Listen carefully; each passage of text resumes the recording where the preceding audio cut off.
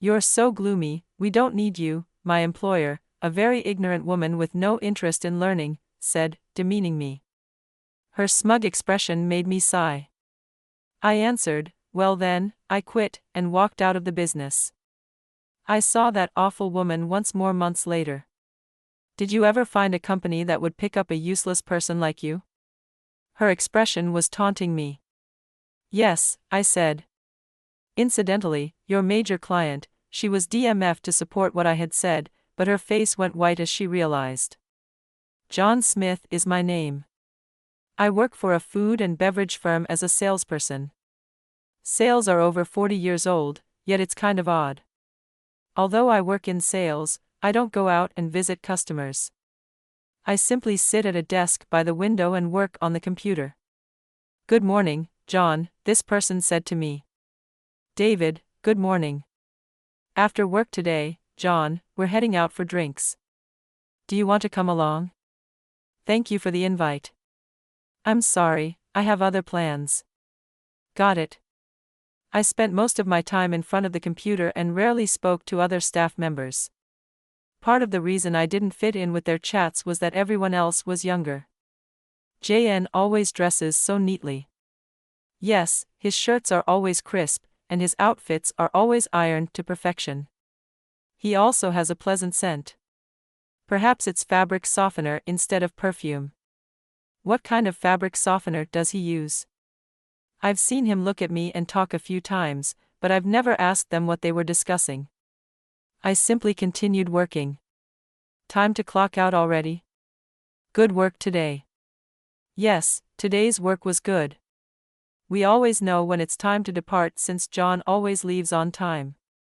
He serves as a sort of alarm clock for us every day. I left work on time. Sometimes, I went directly home after work, while other times, I had someplace to go. If you like, would you join our company? Yes, thank you, I'd love to. About 3 years ago, I started working for this company. I had previously worked for another beverage company, but I was asked to join this one. I'd initially worked for a number of beverage-related companies, seldom staying for very long at one. John, how have things been since then? All right, no big problems as of right now. Everything is going well. I'm glad to hear that. Our expectations for your job are very high. Thank you. An executive from the company had come up to me. He contacted me after learning about me. It appears that this business also frequently engages with the outside world. Well, John, do you have a moment? Sure, I'm available. I wanted to ask you about sales strategies. If it's something I know, I'll send you the information you need. Thank you. I'll email you later. I'd like to learn more about Company D and some other things. Understood. John, you're as usual. Yeah, well. Thomas approached me as the younger colleagues were talking to me. Thomas Miller is the only colleague of my age in sales and the person who brought me to this company. That's right, thanks for the help with that matter. I'll be counting on you again. Got it.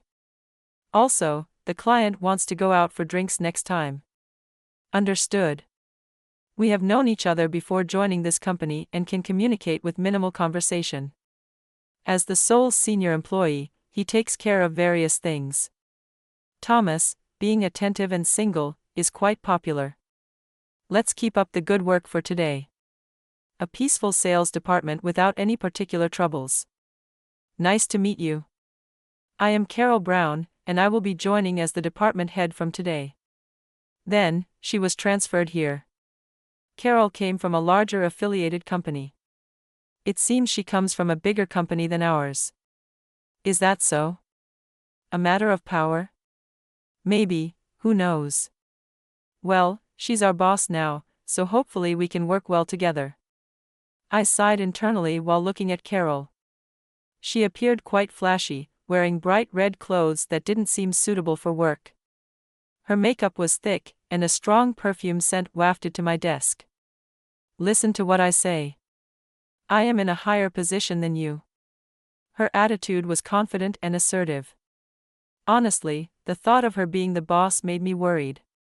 Hey, who did this document? Yes, that was me.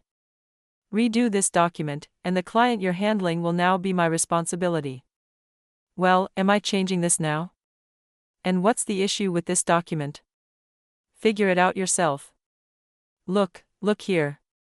It's easier to read this way, but at our company, we usually just do as I say. She insisted on everyone in the sales department following her lead because she came from a large corporation. She's really the worst. She's all friendly with the young men and Thomas but tough on us women. I'm just trying to avoid getting on her target. It's tough, but let's support each other and get through this. Everyone was reluctantly obeying to avoid unnecessary trouble. What's wrong? It's about Carol, our manager. On a rare day off, Thomas invited me for drinks. Then, he let out a sigh as if he was in real trouble. Carol has been really on my case lately. Every day, she's asking me out.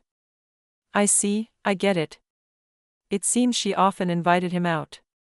She asked him to go out for a drink or a meal. Thomas looks young, so Carol doesn't seem to mind the age gap. He's not good with romantic relationships and has his own reasons for being single, so being pursued like this was a significant burden for him. When I talk to female colleagues, Carol gets scolded at them. That's troublesome. Exactly, it appeared Thomas was also struggling with Carol's presence. Thomas sighed wearily. The upper management isn't reliable either. Yeah, I tried consulting them once, and they were just so about it. It's problematic for me. The whole atmosphere of the sales department has changed. Who knows what will happen next? Just as expected, the sales department's atmosphere changed from peaceful to tense. Everyone was trying not to get on Carol's target. Hey, you. Yes, don't just stick to your PC. Go out and work. I am working, though. I told you to go outside to visit your clients. Since I'd been here, I haven't seen you go out even once, and yet you're always dressed up. That's when I got targeted by Carol. She glanced at my PC, apparently not understanding what I was doing. You're not doing any work, are you? I am doing my job, I replied. She thought I was slacking off. Besides, you hardly talk to anyone in the office. You only say hello to your colleagues. Everyone is busy. I avoided disturbing the busy sales colleagues, communicating through email and chat instead. That's how I also heard about her rumors and complaints. Really? You're so gloomy. Is that so? You're in sales but glued to your PC, not going out for field work, not interacting with other staff, dressing up in mismatched clothes, and you always leave on time. Are you taking your job lightly? Carol seemed to really dislike me, constantly picking on me and making snide remarks. John, are you okay? Carol was giving you a hard time today, right? I'm fine, I replied. She's focused on you right now, so it's been easier for us. Let us know if you need anything. We're here to help you. Thank you, everyone, I said. The sales staff noted this and showed their concern. They often intervened, saying things like, "There's work to do," or "A customer is here," to pull her away. Aside from Carol, I had good relationships with others. What's with that manager? She complains about JN leaving on time, but she leaves early too. It's true. I saw her at a bar the other day. Me too. She was drinking a lot. How much does she pay for drinks? Apparently, she was drinking with business partners, and it's being paid for with company expenses. Well, really, more and more, the talk about her wasn't about her work skills, but rather unpleasant rumors. Are you okay? I'm fine, and if bothering me gives you a chance to work, then it's okay. I'm really sorry if something happens. I'll help out. You know what's up. You've been through a lot of job changes, haven't you? If you ever move on, could you let me know? I've got it, I nodded. Thomas said, "Thank you," and left.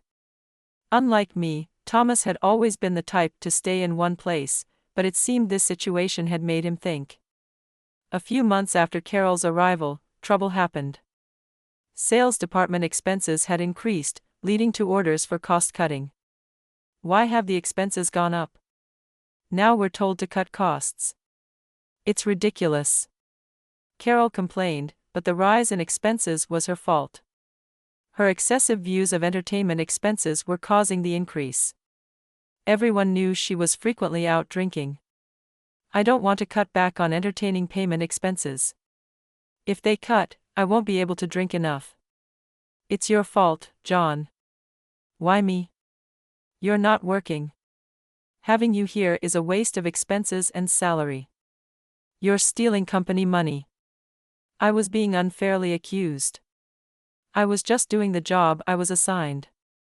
She didn't understand it, but I believed my work was important. To cut costs, I'll start by cutting you. What a mess. You're so gloomy. We don't need you. Pack up your things and get out of the company. Is that an order from the boss? Yes, you're fired, she said with a smirk. I just sighed. Then I quit. Don't ever come back to this office. Eliminating an incompetent employee will save us money. Without much resistance, I packed my things and left the company. Are you really quitting? Why so suddenly? Carol said, I was fired. Carol, well, if she said so, maybe there's no other way. Even the executives couldn't stop Carol's rampage. Given her connections to a larger company, it seemed inevitable. Even the executives can't argue with her. That day, I resigned and left the company. John, please come back to our company. We need you here. We'll talk to the manager. When I checked my phone, there were numerous messages, all essentially begging me to come back. But I had been fired, and there was nothing I could do about it. If you're not here, I don't know how to proceed with our business strategy, a female colleague said cheerfully over the phone. I'd appreciate everyone's words, but I've been let go. Don't say that. As much as I felt for my trusting colleagues, I already had my sights set on another company, so I kept my decision and said goodbye to my colleagues. Well then, John, are you okay? Actually, I was about to contact you. After reaching out to a certain company, I immediately got a call from Thomas. He had been out on sales visits and was unaware of the recent events. I heard from everyone. Are you really quitting? Yeah, that's right. Do you have a next company lined up? Yes, fortunately. John, we've known each other since the previous job, but I have a favor to ask. I know I've already talked about you. Thomas, thank you so much. I really appreciate it. A few months after leaving that company, it was about time. I was at a high-end restaurant for a business meeting. Honestly, the person I was meeting today was a bit complicated for me, and as I waited at the entrance. Wait, long time no see, Carol Brown appeared. See me? Carol smirked. Oh look, it's the gloomy window seat guy. She spoke in a condescending tone, still smirking. What are you doing here? Surely not eating, right? You couldn't possibly afford a meal here, could you? She mocked further. Did you ever find a company that would pick up a useless person like you? She continued to belittle me, obviously unaware of my situation. Well, actually, it can't be anything important, right? I tried to explain, but Carol wouldn't listen, continuing with her mocking laughter. What would a useless non-worker like you want at such a high-end restaurant? Are you part of the cleaning staff?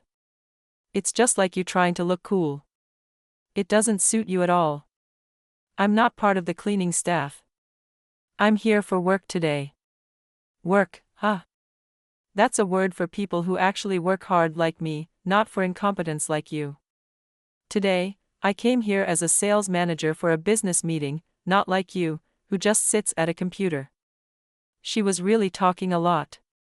Hey, sorry I'm late. As I grew tired of her endless chatter, I was approached. I've been waiting for you, Director Robert. It was Robert, the director from the major restaurant chain, Bloom Dining. As I shook hands with Robert, Carol suddenly bowed her head. Director Robert, thank you very much for your precious time today. Seeing that it was Director Robert, Carol quickly started to butter him up, showing just how important the business meeting was to her company. Ty Carol, looking forward to working together. But really, if both of you had arrived earlier, you could have waited inside, Robert said to me with a friendly smile. What? John is involved in this business? Carol looked bewildered. No way, such a gloomy guy, she muttered under her breath, clearly flustered. Shall we go inside, then? Yes, I replied, prompted by Robert. We proceeded into the restaurant, and we were then guided to a private room. What's going on here? Carol asked. You don't have to rush. You'll understand soon, I whispered back to Carol, making sure Robert didn't hear. Once inside the private room and after the attendant had left, I prepared my business card. It was time to clarify the earlier question. Here is my business card. What? Really? Carol's eyes widened as she looked at the card. It says John Murphy, head of Bloom Food Research Department. You asked earlier if there was a place that would pick me up. Well, I was picked up by your major client, I said with a smile. Carol's face turned increasingly pale. After leaving that company, I had contacted Robert. I had been acquainted with Robert for a while and had previously received an invitation from him. I'm glad you joined us, John. Thank you. I look forward to working with you. The pleasure is ours. We're grateful to have someone of your reputed talents join us. We'll be counting on you. Yes, I will do my best for the company. Thus, I joined Bloom Dining and took on the responsibilities entrusted to me. Just like at the previous company, my work was recognized, leading to a smooth promotion to my current position as the head of the department. Is that really possible? Carol asked. Is something the matter? No, it's nothing, Carol shook her head with a pale face. She couldn't believe that I, whom she had deemed incompetent and fired, had become the head of the department in a major corporation. It can't be right. You were the incompetent, gloomy one. Carol was dumbfounded. What am I supposed to do now? The reality that her business negotiation partner was someone she had ridiculed and treated poorly, and the fact that her company was in a weaker position, seemed to overwhelm her. It was a complete reversal of our previous situation when she had fired me. Now, it was time to see her skills in business. Well, how are things going regarding this matter? Carol seemed unable to deliver her usual eloquent sales pitch, glancing at me frequently, still shocked by the earlier revelation. Eventually, she left the meeting in disarray. Did you know Carol? She seemed quite concerned about you, Robert asked after we saw her off. Actually, she's the one who fired me from my previous job, calling me a gloomy incompetent, I said. I then shared the whole story of my previous job with Robert. What a rude person she is. Robert was indignant as if it was a personal affront. Regarding this deal, I don't want to deal with such a disrespectful person in the future. Let's get someone else to handle it. Yes, let's proceed with the negotiations once the representative is changed. All right, I'll make sure to communicate that. Robert and I decided to request a change of representative from the previous company.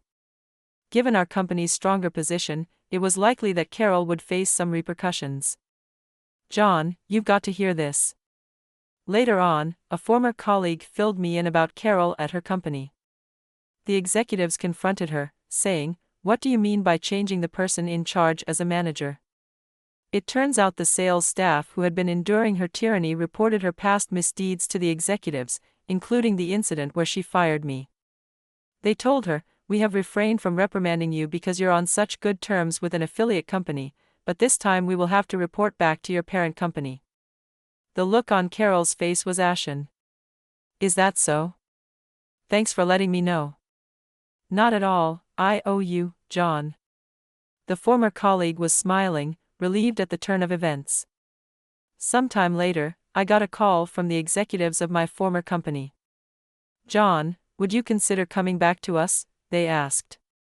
They were reconsidering my employment. Apparently, the work I did in the sales department was reevaluated after I left. There was a noticeable decline in the department's performance, prompting investigation. I had been researching long-term business strategies for clients, staying up to date with recent trends, and explaining these in a comprehensible manner to the sales team. I also advised on sales strategies, which is why I was always at my PC. Besides, I was checking the financial status of every single one of our business partners, and I controlled the accounts receivable to make sure they didn't become bad debts. After hours, I would meet with representatives from current and potential clients to gather information over drinks. I was uncovering hidden needs in other companies and providing feedback to the sales team. That's why I dressed well after work, and it made the transition into major corporations easier. You really did significant work. You're an elite being headhunted from everywhere, aren't you? Not really, but I do get to see various companies thanks to that. How about this? We can offer you more than double your previous salary. Double my previous salary? That would be a substantial amount, but I'm sorry. I can't trust a company that tolerated her behavior to such an extent. I'm happy with my current job. With that, I ignored their plea to reconsider and declined the offer to return. I heard about our manager coming for a negotiation for us. Robert is our director now. Oh, my apologies, Thomas was the first to approach me with this news. When I was fired, Thomas decided to switch to Bloom Dining and join the sales team after me. He had been with the previous company for many years but had enough of dealing with Carol.